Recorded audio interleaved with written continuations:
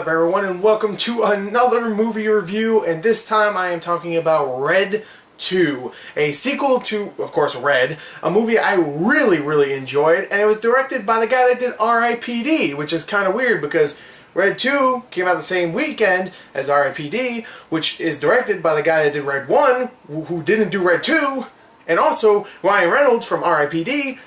is not in this, but Mary Louise Parker is in this one.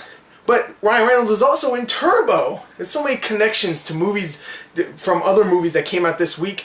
I don't know. Conjuring has no connection to any other movie that came out this week, but everything else does. But anyway, I don't know where that came from. But anyway, Red 2 I was looking forward to because I very much enjoyed the first one. I thought it was a very fun movie. Everybody was great. It was very funny. Action was great. I just really enjoyed it. So I was looking forward to Red 2. But did I enjoy it? Well, let's talk about the story. Alright, so the story for Red 2, I'm not going to sugarcoat it. I'm just going to explain it real quick. The story here follows Frank Moses, played by Bruce Willis once again, who wants to settle down with his girlfriend Sarah, Mary Louise Parker from the first film.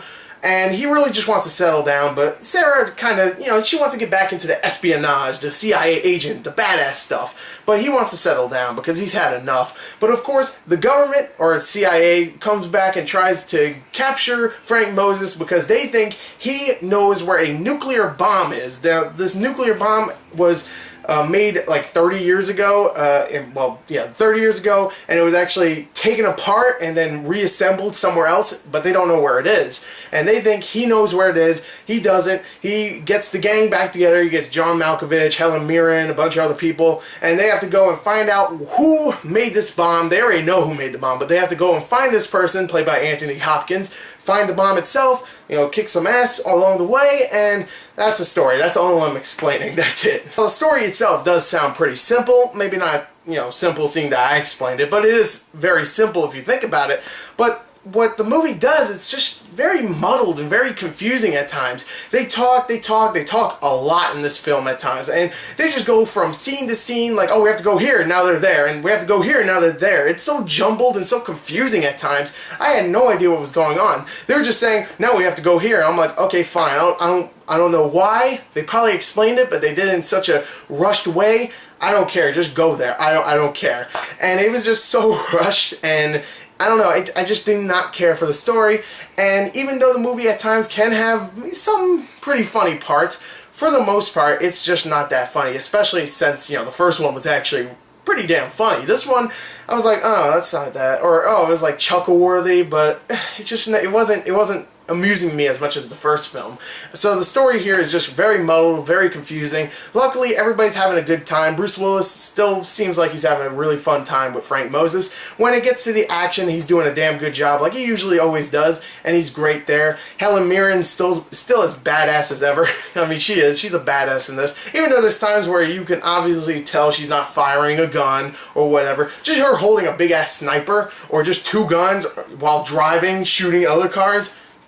It's badass. John Malkovich is actually pretty funny here. I would say he has most of the laughs. Like 2 or 3 times he's actually really funny here. Mary Louise Parker, I have to admit, she was kind of annoying here at times, but there was times where, okay, I kind of like her. She's coming in her own as a character, as one of these agents, I should say, like one of these badasses. She's kind of getting into there. She's still kind of annoying, but I don't know, if there's a third one, maybe she'll fit in a little bit better. But yeah, there's times where she does get a little annoying, trying to upstage everybody, and trying to make funny jokes. Anthony Hopkins is great here. At first he's like the loony type guy, and then later on he kind of just gets into, just a typical, I don't want to spoil it, but a typical a typical bad guy, but at first he's actually kind of loony, he's kind of crazy, and I actually like that, but then he just turns into a typical bad guy. Everybody else did a great job here as well. Catherine Zeta-Jones is in it, she's great. Who else?